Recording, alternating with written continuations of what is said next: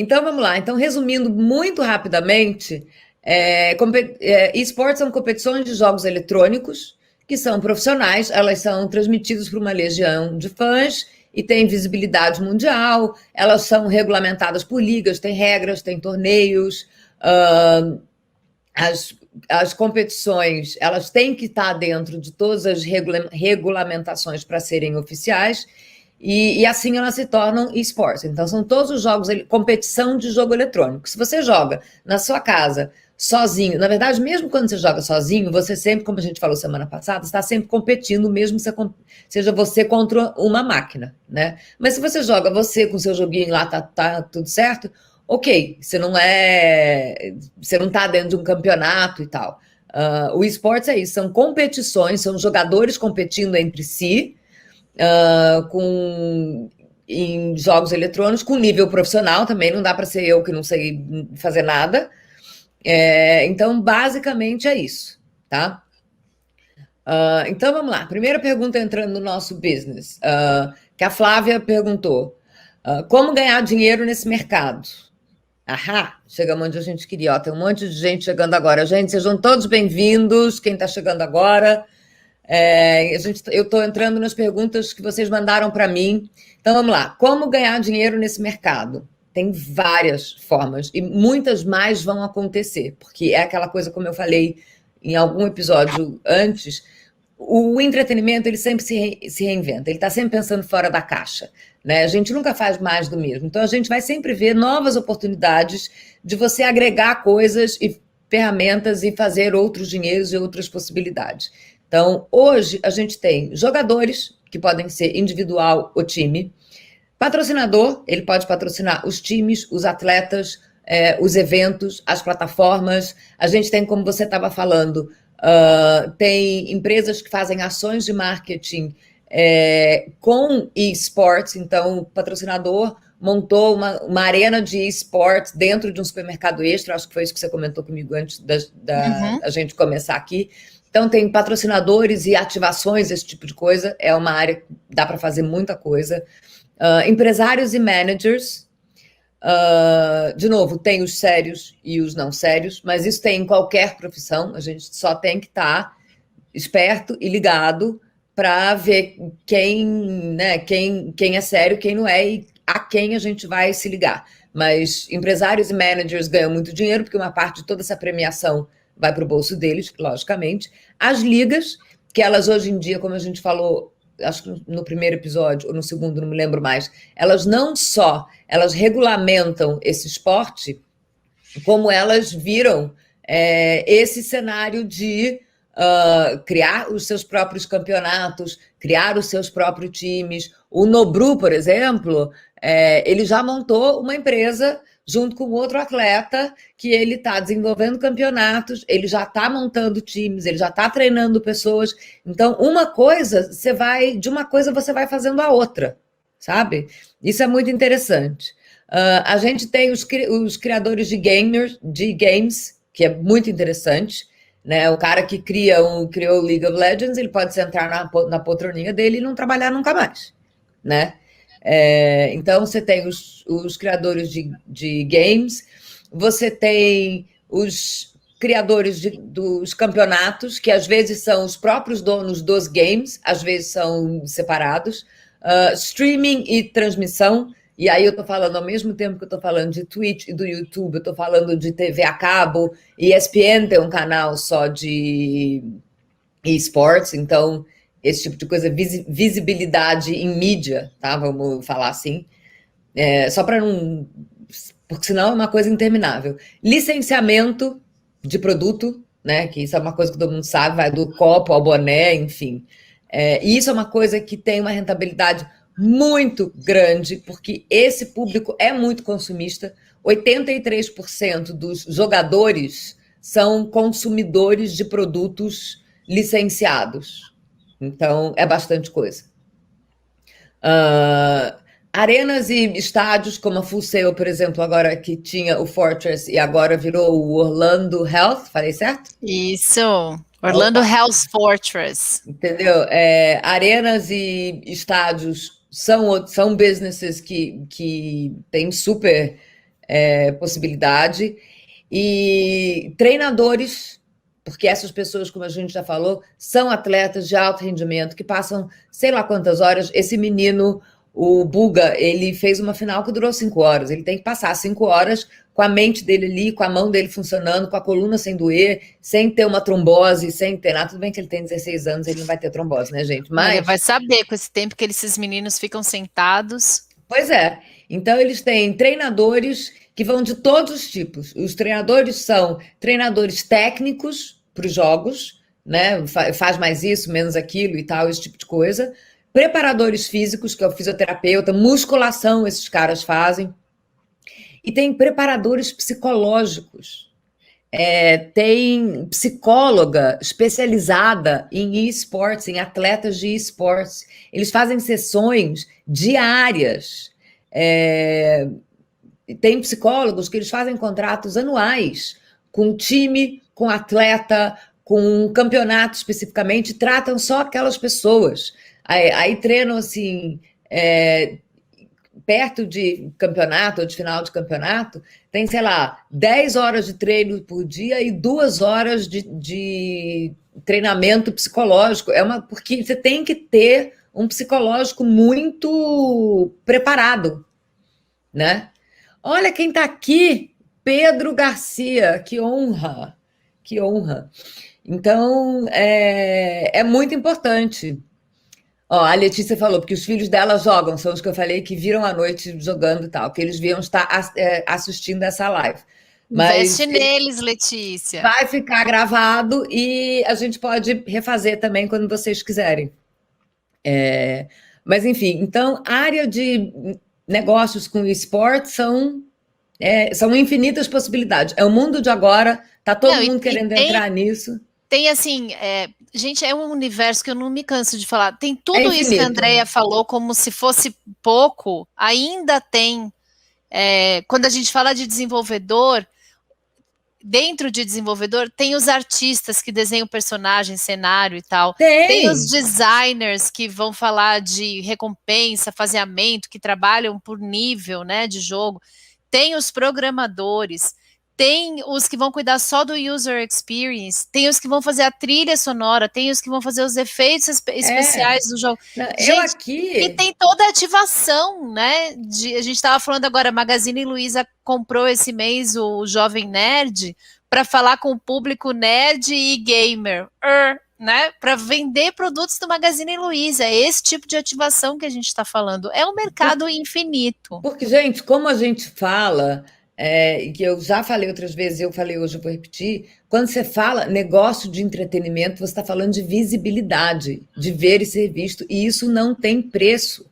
Um negócio que engaja 90 milhões de pessoas por minuto, entendeu? Todo mundo quer entrar, todo mundo quer dar o seu jeito de participar disso de uma maneira ou de outra.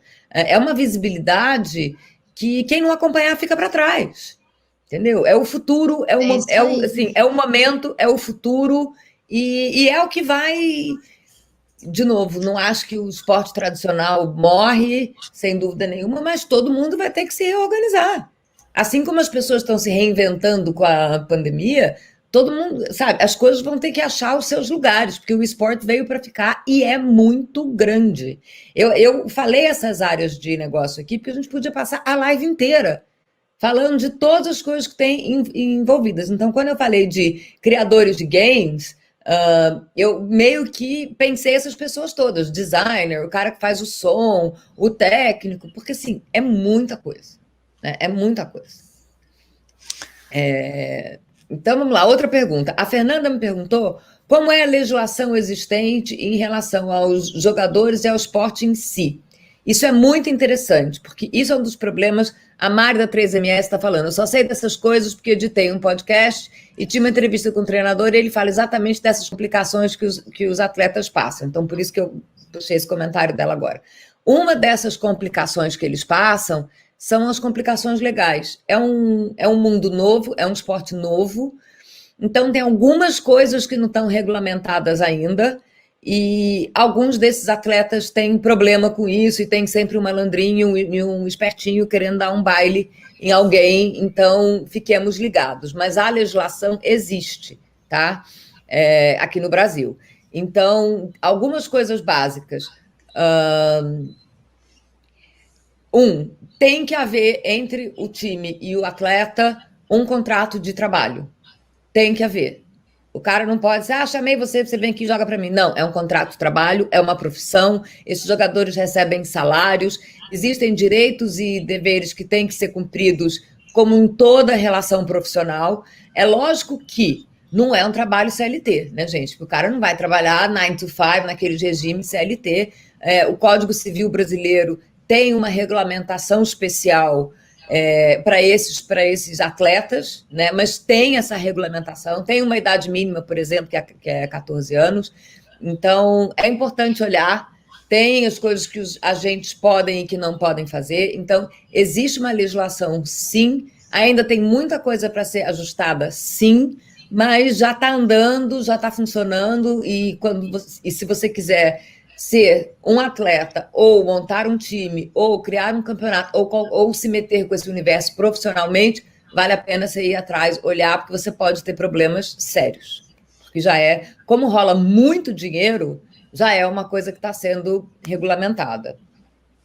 A Andresa me pergunta, ela fez 3 perguntas. A primeira é o seguinte: esse mercado é só destinado ao público mais novo, pois só vejo jovens nesse meio. Definitivamente não.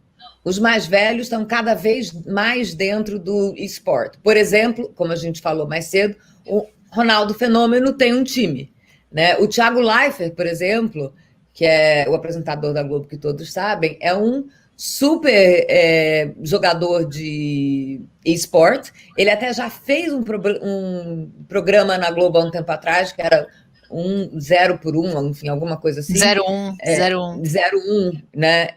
Há um tempo atrás, que era um programa na TV aberta sobre esporte. Então, isso assim, tudo bem que eles não são jovenzinhos de 16 anos como o Buga, mas são pessoas que já estão nos seus 30, 40 e estão entrando e estão chegando, estão atravessando as fronteiras do mundo geek, né? Do mundo nerd e tal. O que acontece? Os mais jovens nasceram com os controles na mão, né? Essa molecada cresceu jogando esse troço. Então, naturalmente, eles têm mais espaço, né? Porque eles nasceram com isso. Mas, principalmente agora na pandemia, tem muito pai jogando com filho, sabe? O pai que eventualmente via um jogo, jogava de vez em quando, parou e jogou. Então, cada vez mais é um universo que ele está, não vou dizer envelhecendo, mas ele está abrindo o leque de faixa etária. E uma coisa que a gente tem que pensar é que, se essas empresas todas que a gente falou investem nesse esporte, você tem os executivos por trás delas, todos vendo, assistindo, jogando, curtindo. Então, definitivamente, não é e é uma coisa de maturação, é uma coisa de maturação de mercado também, né, Andréia? O jovem de 10 anos, ele não chega uma hora que ele para de jogar. Ele muda o que ele vai jogar, mas quem joga, claro, joga, né? Então é meio, você quando é pego aí pelo bichinho do jogo, você pode trocar a sua plataforma, mas você está em alguma. Exatamente. E tem uma diversidade de jogos, tipos de jogos muito diferentes. Então, assim, literalmente tem para todo gosto. Então, é só sentar lá e ver. Segunda pergunta que ela me fez: no Brasil, vale contratar o Nobru para fazer uma ativação da minha marca? Super vale, depende do que é a sua marca e se você acha que a sua marca tem a ver com esse mundo e conversa com esse universo. Aí a gente tem que pensar todas as coisas que a gente pensa quando a gente define uma ativação, né? Se fala a mesma língua, se é esse universo, blá, blá, blá. Vale se for para vender corega, não. Para mim, a maior lição disso foi o The Voice para terceira idade, que as propagandas eram só... Chegava a ser...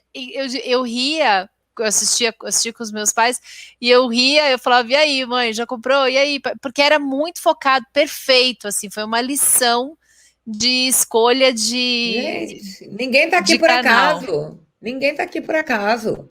Hoje em dia a coisa é muito setorizada, a competição é muito grande, entendeu? Então, tudo tem um motivo, é o que a gente falou lá atrás.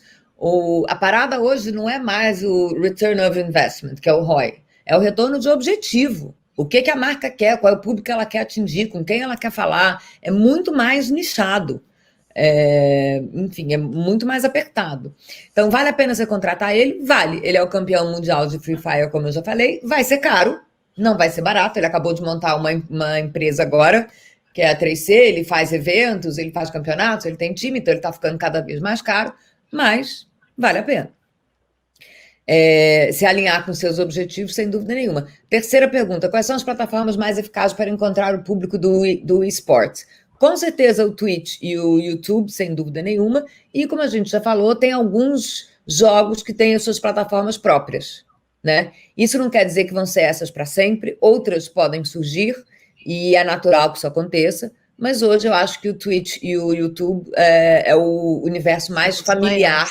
E né? Tem o Discord também. O Discord tem crescido bastante. Vão crescer, entendeu? E como tudo na vida. De repente, pode ser que daqui a sei lá quantos anos você nunca mais ouça falar em Twitch e a parada do momento é o XYZ que apareceu o ano que vem. Entendeu? Vai saber. E é natural que isso aconteça, né? A Ana fez 2 perguntas. Uma eu já spoilei lá atrás. Qual o jogo mais jogado no mundo em 2020? League of Legends, que é do Riot Games. A Newzoo e o Overwolf, que são 2 empresas de pesquisa, avaliaram que tem 100 milhões de jogadores no mundo e 126 milhões de horas assistidas no Twitch TV. Eu nem sei o que é 126 milhões de horas. Eu não consigo fazer essa conta, porque deve ser praticamente tudo que eu já vivi até hoje, porque assim, é muito tempo. É muito tempo. Agora, como eu já meio me auto-spoilei também lá atrás, o League of Legends, o que acontece? Ele não é mobile. Então, tem outros que têm uma visibilidade considerável e ele pode perder o seu posto em algum momento. Por exemplo, o PUBG, que é Players Unknown Battleground, ele é multiplataforma. Então, ele leva vantagem. Ele tem 9 milhões de horas assistidas, que são muito menos horas, mas ele tem, em vez de 100, ele tem 600 milhões de jogadores. Então, esse jogo, por exemplo, tende a crescer. Se ele for bem recebido, é um jogo novo. Se ele for bem recebido, ele tende a crescer e o número de horas vai ficar muito maior, porque ele é multiplataformas. É muito mais prático, tem muito mais gente jogando e joga-se no metrô, joga enquanto o outro você tem que jogar na sua cadeira de gamer em casa, entendeu? Então, vamos falar desses 2. Já, com certeza, a 3MS vai me dar mais algum update, porque ela está super antenada, mas eu diria esses 2. Mari, você tem alguma outra observação? Segunda pergunta da Ana. Existe diferença entre Game Office e Game House? Isso é muito bacana, tem uma super diferença. O Game Office é uma casa ou um escritório, um espaço onde esses jogadores vão jogar. Eles passam o dia, tem os treinos, tem a psicóloga, eles jogam e tal, tem a estrutura e tal, mas eles não moram nesse lugar. O Game House são casas, porque principalmente aqui no Brasil e no mundo todo, muitos desses atletas não têm. Esse esporte não é um esporte absurdamente caro, né?